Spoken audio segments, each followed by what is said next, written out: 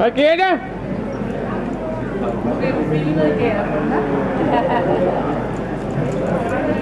Prøv at se det! Du fik dig! Vil du vinke, siger han? Det er godt! Det er fordi du kommer her. Ja.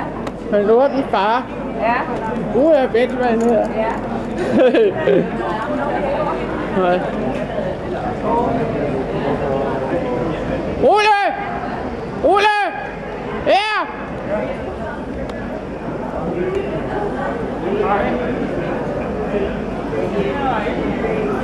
Ja. Godt, lidt godt. Meget fint, kan den her. Godt. Og virkelig godt. Skide godt. Ja. Fordi der er store hygge. Ja, det er lige de larme biler. Ja. Og sindssygt, der kan gemme busser. Der gemme. Ja, ja. På højdepunkten, så rører det høje. Ja. Har jeg set dig på en udstilling? Værsgo. Ja. Har jeg set dig på en udstilling? Ja. Om Frederiksborghallen? Der kommer en morgen. Jeg skal overmorgen. Men der var Daghøjskolens teater. Ja, okay, ja. Ja.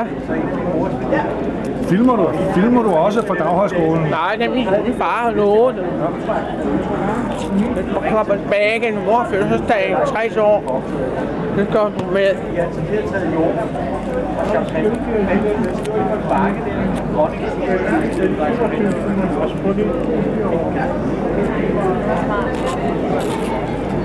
Det der.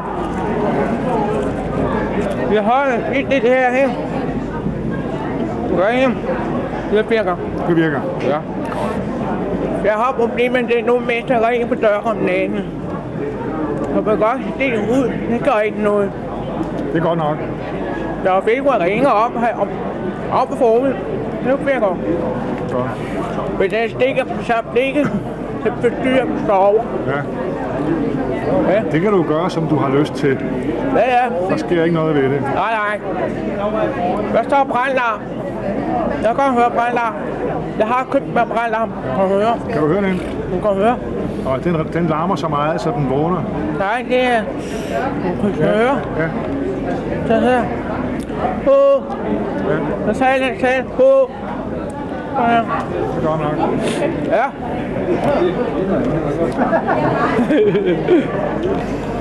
Jeg skal også se det retur. Nå. Du går rundt og kigge. Ja. Kommer igen i morgen? Det kommer også igen i morgen. Ja.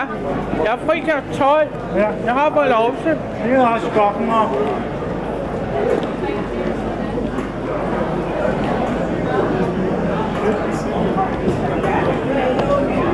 Har du set Dennis?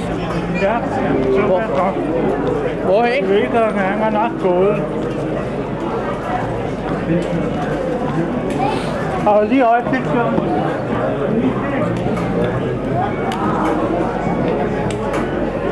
Har jeg også sådan en. Det er et hospital, Singsø Hospital i Aarhus. Det skal du se på.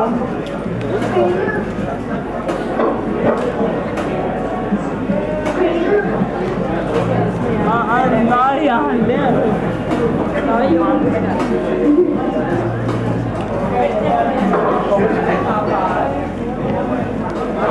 Hej. Det var bare sådan nogle. Har du set det?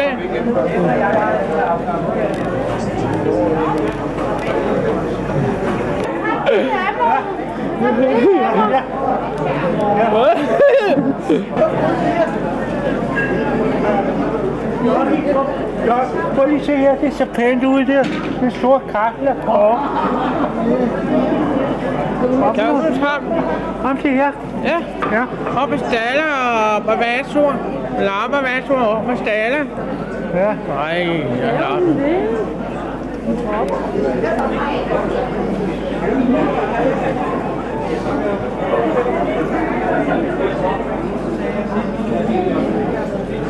Hej.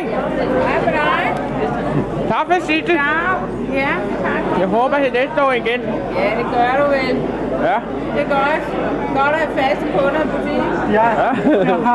Jeg har fået Johnny optaget til mig med Elvis Presley.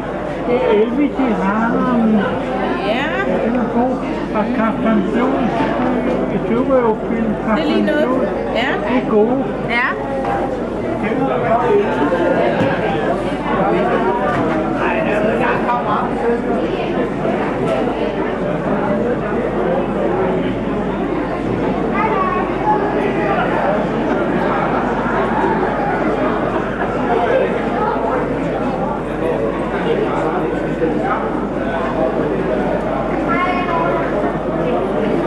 Hvad er det der? En pilleboks. Nå, det er tændebånd. Hvor du for eksempel lægger sygeplejersken i til hver dag. Ikke? Hun kan også lægge til morgen, middag og aften. Så lukker du på, du programmerer den, hvornår den skal. Ikke? Og så går alarmen, når folk skal tage pillen. Så vender du den om for at tage dine piller, så holder alarmen op. Så går den. Det er sådan en, den er til. Ja, det er godt. Godt dyr. Ja. Nå, så tænker jeg også det her. Det er et nødkaldanlæg, ikke? Det er lidt højt arm.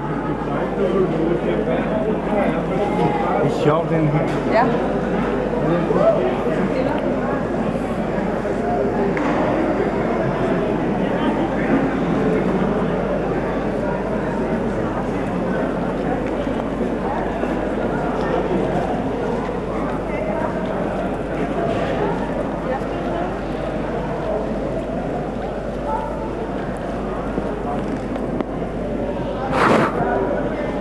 Eller knuller.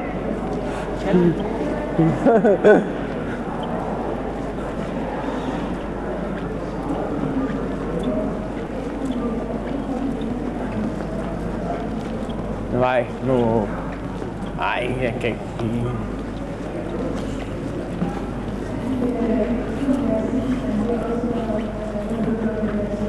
En gang.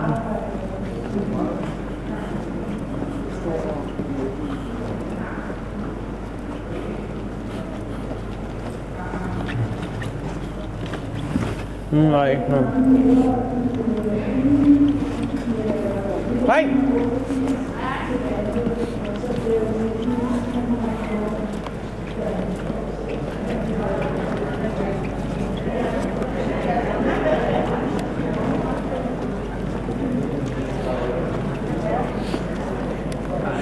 Det bliver far har lånt. Nu skal det bare smile nu. Nu er han nemlig ikke. Det er bare sjovt, ikke? Jo.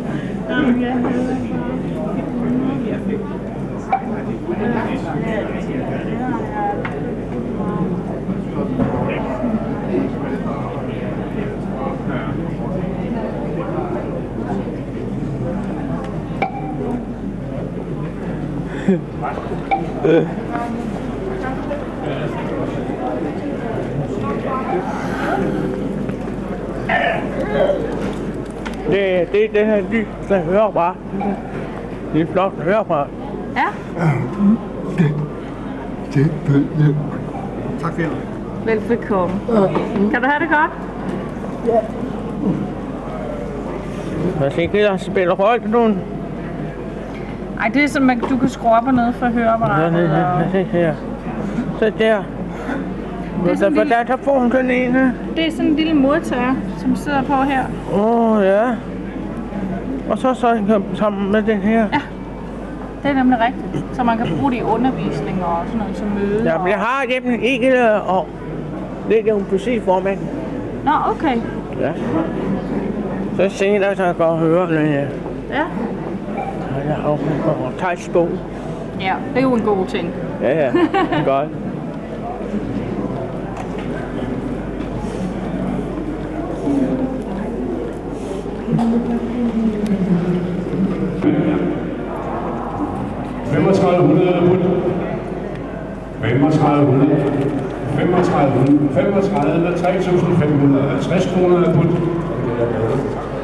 Kom nu, venner.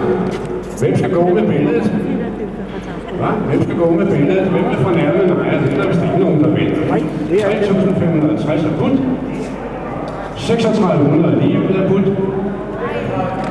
3.650 kroner er put. Og dejligt. 1.650. Vi skal regne med, at overskuddet af det her går til et meget, meget fint formål, netop at støtte flygtninge fra Kosovo.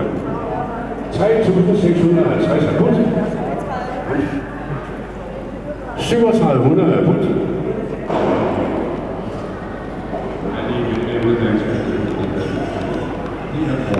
Så er jeg bare bruge. Ja, bruge.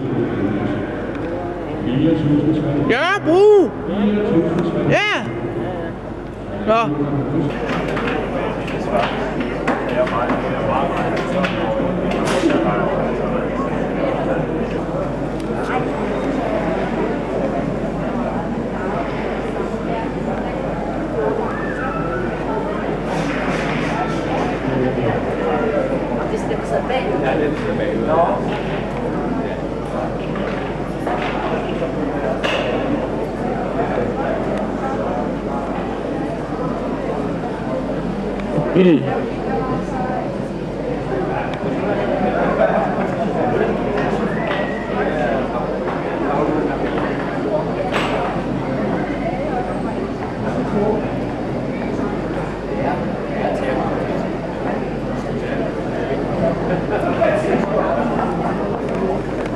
Hvor er Per Ulle?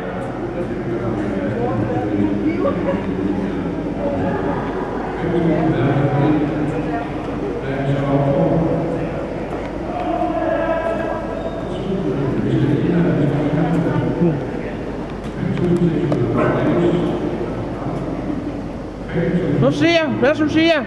Ja. Kom så taler. Kom nu. Ja, det går meget godt. Det var en god, dejlig fest af handicap 1999 med mange mennesker. Ja. Jimmy var også her, og alle sammen. Det var meget hyggeligt. Maden smagte godt. Jeg har fået noget godt at spise. Ja. Okay.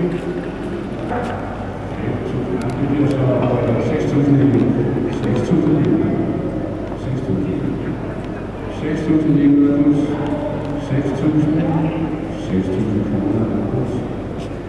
Flere skal være med i det hjælpefrist til Kosovo. 6.000 kroner. 6.000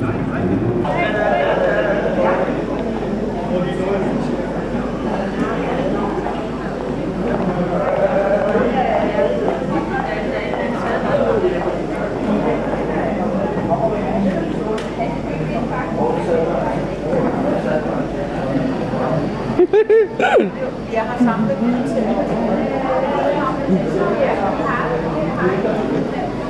Johnny filmer over til venstre. Og vi vinker. Johnny står med trolden.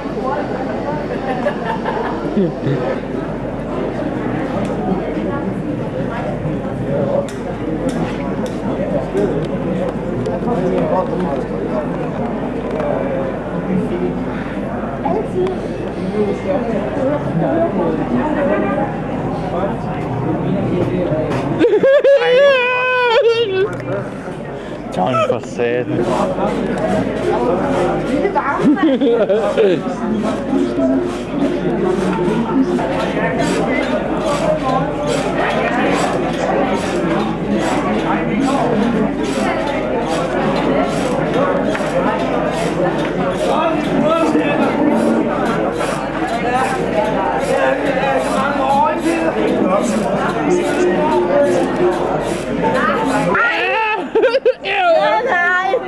Den går sgu ikke, det er ikke. Det er godt, vi har det.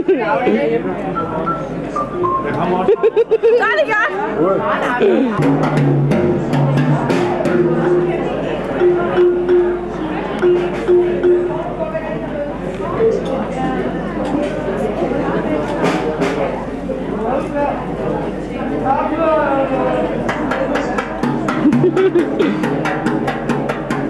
Og Peter!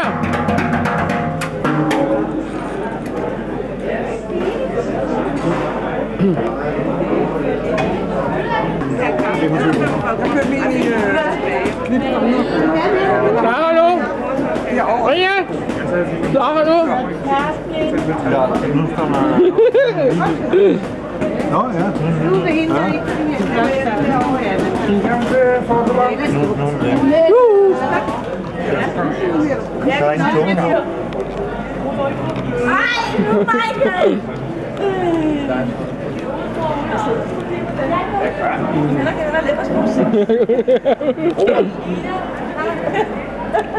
Han er helt væk.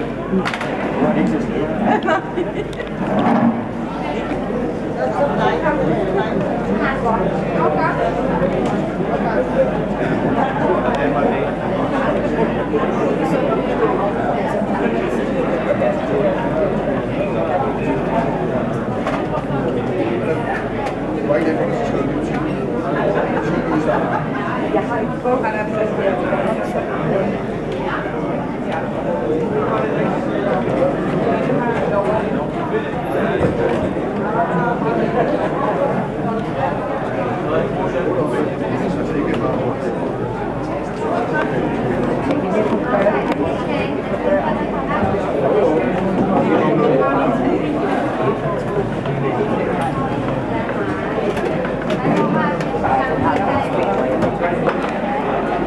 Så var jeg nede i Jylland.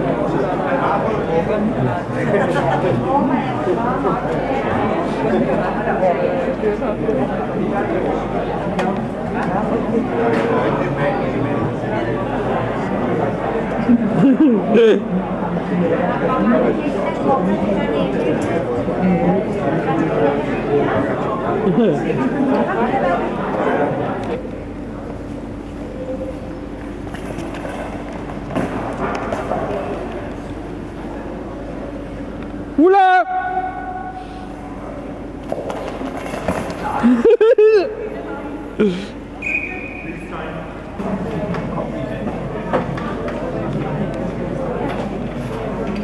Jeg var også selvfølgelig også.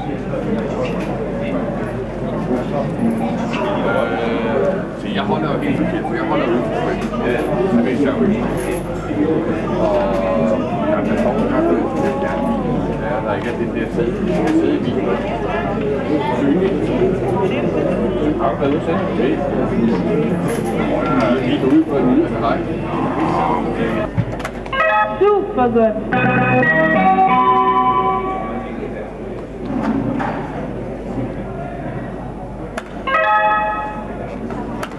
Fint.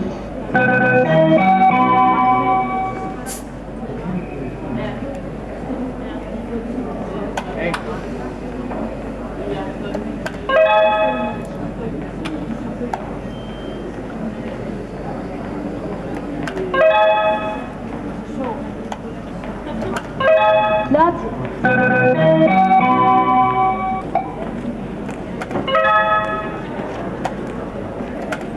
Super godt.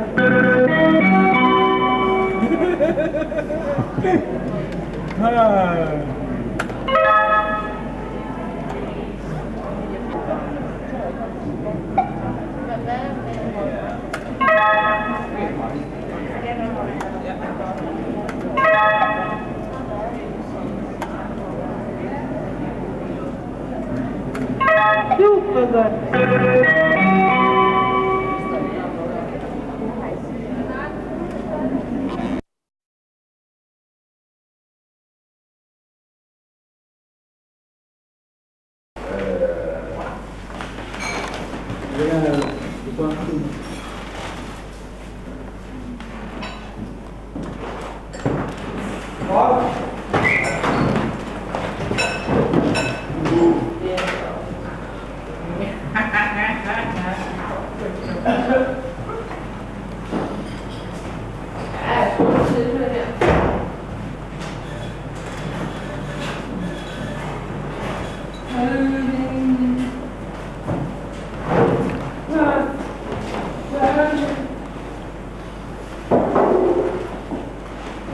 Hej, kom nu og se det! Kom hen! Jeg bruger mig ikke op.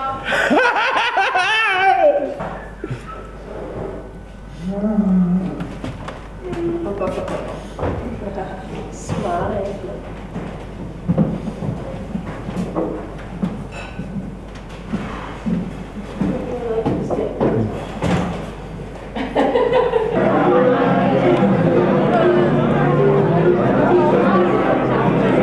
Kom bare, fri!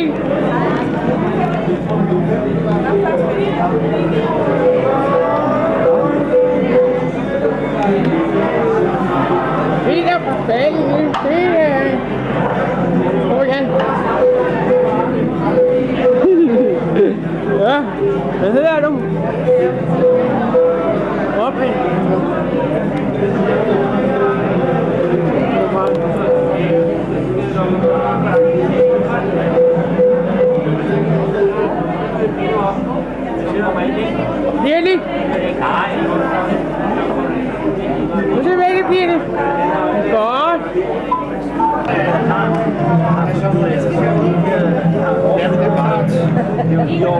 Skubber lige der.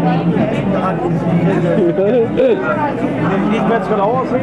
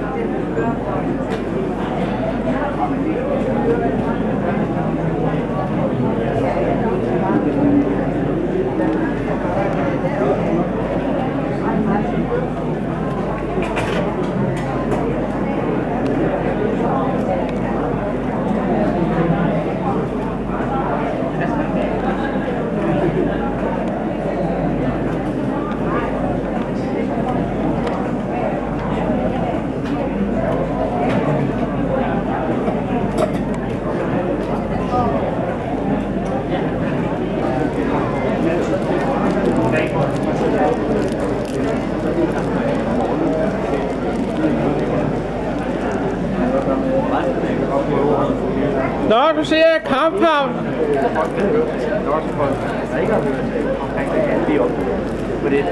Mange gange, når man sætter sig til en festmiddag, så ved vi ikke rigtig, hvem der vil sætte sig. Men vi lærer på hen ad vejen.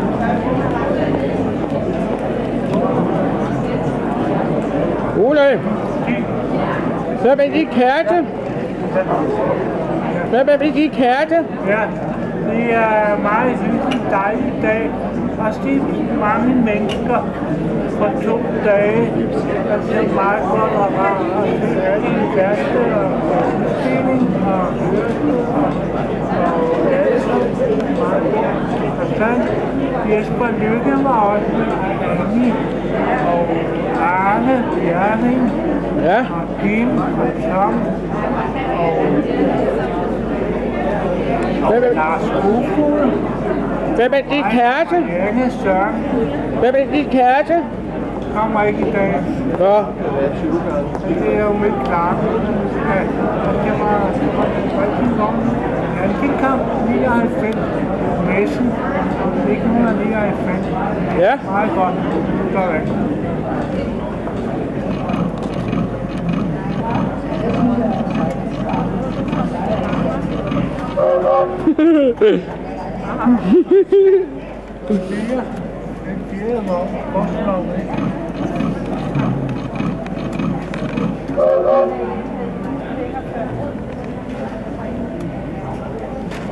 Og Pep.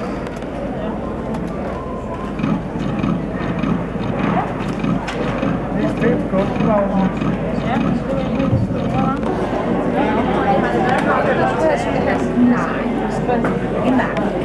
i formiddag.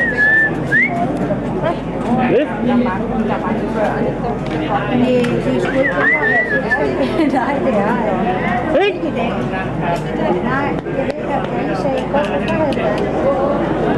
I dag, der var det.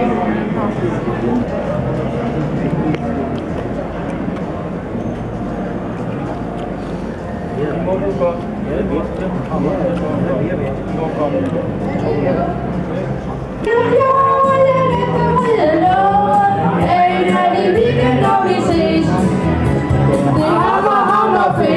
Jeg kysser dig om lidt, men den er god. Jeg er god for mere end 2. Vi til hele verden, hvor det samme lærke.